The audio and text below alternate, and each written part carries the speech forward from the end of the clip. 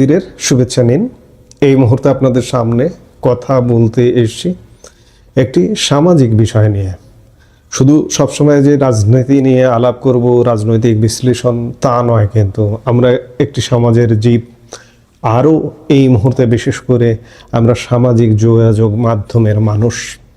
আজকের একটি ঘটনা দৃষ্টিকটু লেগেছে, বিবেকের কাছে দংশন লাগছে, তাই বিষয়টি নিয়ে আলাপ করছি। এর শিরোনামটা আসলে কি বলা যায় সেটি ভাবছি। শিরোনামটা এইভাবে বলতে পারি যে জৌলুস ছেড়ে শেকড়ের টানে ব্যারিস্টার জাইমা রহমানের ফিরে আসা এবং আমাদের নোংরা মানসিকতা। এই শিরোনামে আমরা আলাপটা এগিয়ে নিতে চাই।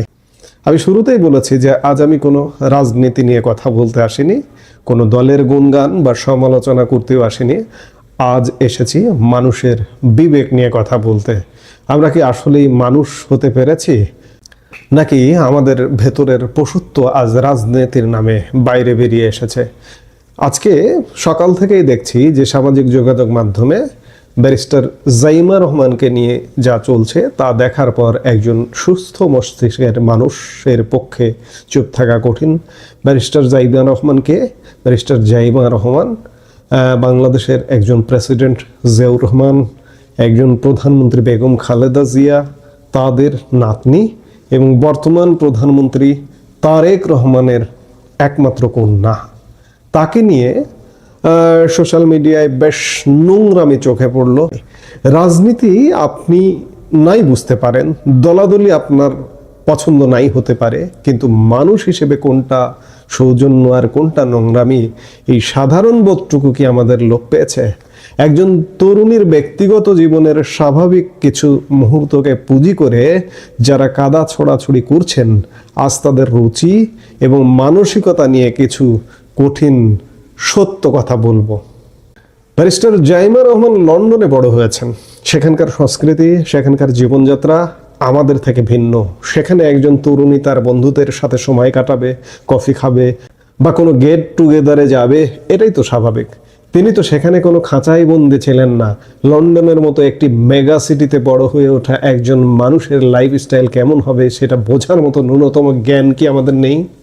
যারা তার সেই সময়ের ছবি বা ভিডিও নিয়ে ট্রল করছেন, তারা কি একবারও ভেবে দেখেছেন আপনার নিজের বোন বা কন্যা যদি দেশের বাইরে পড়তে যেত বা বড় হতো, তবে কি আপনি তাকে বন্দি করে রাখতেন? বন্ধুদের সাথে আড্ডা দেওয়া কি অপরাধ? আনন্দ করা কি পাপ? যদি তা না হয়, তবে কেন রাজনৈতিক প্রতিহিংসা চরিতার্থ করার জন্য একজন নারীর ব্যক্তিগত জীবনকে টেনে আনা হচ্ছে? মনে রাখবেন, এই নোংরামি জাইমা রহমানের চরিত্রকে নয়, বরং যারা এগুলো করছে তাদের বিকৃত রুচিকে এই বিশ্বের সামনে তুলে ধরছে। এবার একটু অন্যভাবে ভাবুন।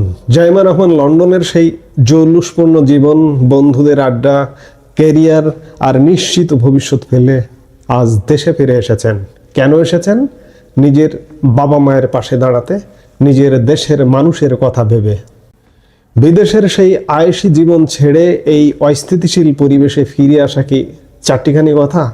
বাংলাদেশ মানে আপনি বোঝেন। আপনি একটু চোখ বন্ধ করে ভাবুন তো, এই রাত, এই দিন, যে কোনো সময় যে কোনো পরিস্থিতি ঘটতে পারে। এটা হচ্ছে বাংলাদেশ। আজকে স্বাধীনতার 55 বছর হয়ে গেছে, তাও বাংলাদেশ কিন্তু দিশা খুঁজে পায়নি। সেখানে জাইমা রহমানের মতো শিক্ষিত আধুনিক তরুণী বাংলাদেশে ফিরে এসেছে। এটাকে কি আপনারা সাহসিকতা বলবেন না? যখন অনেকে দেশ থেকে পালানোর পথ খোঁজে, তখন একজন তরুণী প্রতিকূলতা জেনেও দেশে ফিরে এসেছেন। এটা তার দেশপ্রেম এবং পরিবারের প্রতি দায়বদ্ধতারই বহিঃপ্রকাশ। আরও আপনারা খেয়াল করছেন, জাইমা রহমান তার বাবা মার সঙ্গে যখন থেকে দেশে এসছেন, তার বাবা, আমরা খেয়াল করছি, খুব প্রশংসনীয় যে তার বাবা জাইমা রহমানকে সাথে করে রাখছেন। বিশেষ করে বিদেশি অতিথিদের সাথে কথা বলবার সময় পাশে বসে থাকেন। গতকালকেও আমরা দেখলাম যে বিদেশি অতিথিরা যখন শপথ অনুষ্ঠানে এসছে, তখন আমরা ভারতীয় অতিথি থেকে শুরু করে বিভিন্ন দেশের অতিথিদের সাথে পাশে তারেক রহমান প্রধানমন্ত্রী, তার পাশে আমরা কিন্তু জাইমা রহমানকে দেখলাম। অতীতে আমরা কিন্তু এমনটা দেখিনি। আমাদের রাজনীতিবিদদের পরিবারের সদস্যদের, হ্যাঁ, তারা হয়তো কোনো না কোনোভাবে রাজনীতিতে কোনোভাবে থেকেছে, কিন্তু রাজনীতিতে যে হাতে ধরে তৈরি করা, তারেক রহমানের এই গুণটা আমার কাছে ভালো লেগেছে যে তার পরবর্তী উত্তরসূরি তিনি হাতে ধরে তৈরি করছেন ছোট থেকে। এখন সমালোচনা করলে সমালোচনা হয়। ধরুন আওয়ামী লীগের কথাই যদি ধরুন, আওয়ামী লীগ প্রধান শেখ হাসিনা প্রধানমন্ত্রী হিসেবে লাস্ট 16 বছর 15.5 বছর তিনি দায়িত্ব পালন করেছেন। তার যোগ্য উত্তরসূরি কি তিনি তৈরি করেছেন কেউ বলতে পারবেন? তার পুত্র কন্যাদের করেননি। এই জায়গায় তার ঘাটতি ছিল, সেই জায়গায় তারেক রহমান শুরু থেকে তৈরি করছেন। এবং এমনটাও শোনা যাচ্ছে জাইমা রহমানকে তারেক রহমানের ছেড়ে দেওয়া আসনটি থেকে নির্বাচিত করে পার্লামেন্টেও আনবেন এই বয়সে। এটি বাংলাদেশের জন্য নিঃসন্দেহে ইতিবাচক, কারণ আমরা শিক্ষিত আধুনিক চিন্তার তরুণ নেতৃত্বের মাধ্যমে যদি সামনের দিকে এগিয়ে যেতে না পারি তাহলে পুরনো মানধাত্তার আমলের নেতৃত্ব দিয়ে এগোতে পারবো না। আমি দল বুঝি না, আওয়ামী লীগ বুঝি না, বিএনপি বুঝি না। আওয়ামী লীগের দুঃশাসন আছে, বিএনপির দুঃশাসন আছে। আওয়ামী লীগের প্রচুর উন্নয়ন অবকাঠামো আছে, বিএনপির উন্নয়ন অবকাঠামোর থেকে দুঃশাসনই বেশি। আজকে সামনের দিনে যে যারা ভালো করবে তাদেরকে আমরা অবশ্যই অকুণ্ঠ সমর্থন দেব। আমরা খেয়াল করছি যে জাইমা রহমানকে স্বাগত জানানো, বাংলাদেশের তারুণ্যের বা সব পর্যায়ে থেকে স্বাগত জানানোটাই হচ্ছে যুক্তিযুক্ত। একজন তরুণ নেতাকে, তরুণ নেতা হতে যাচ্ছেন তিনি, লক্ষণ কিন্তু সেটাই বলছে। অথচ আমরা তাকে স্বাগত জানানো তো দূরে থাক, তার ব্যক্তিগত জীবন নিয়ে কাটাছেঁড়া করতে ব্যস্ত। আমরা এতটাই অকৃতজ্ঞ যে কারো ত্যাগ দেখার চেয়ে তার ব্যক্তিগত জীবনের খুঁত খুঁজে বের করতে বেশি আনন্দ পায়। এটা কি সুস্থ মানসিকতার লক্ষণ? রাজনীতি মানে তো হওয়ার কথা ছিল আদর্শের লড়াই, নীতি আর যুক্তির লড়াই, কিন্তু আমাদের দেশে রাজনীতি মানে হয়ে দাঁড়িয়েছে ব্যক্তিগত আক্রমণ। আপনার যদি কোনো রাজনৈতিক দলের সাথে দ্বিমত থাকে তবে তাদের পলিসি নিয়ে কথা বলুন, তাদের কাজ নিয়ে সমালোচনা করুন, কিন্তু পরিবারের সদস্যদের, বিশেষ করে নারীদের ব্যক্তিগত জীবন নিয়ে আক্রমণ করা কি কোনো পৌরুষত্বের পরিচয়? সাইবার বুলিং আজ আমাদের সমাজের ক্যান্সার হয়ে দাঁড়িয়েছে।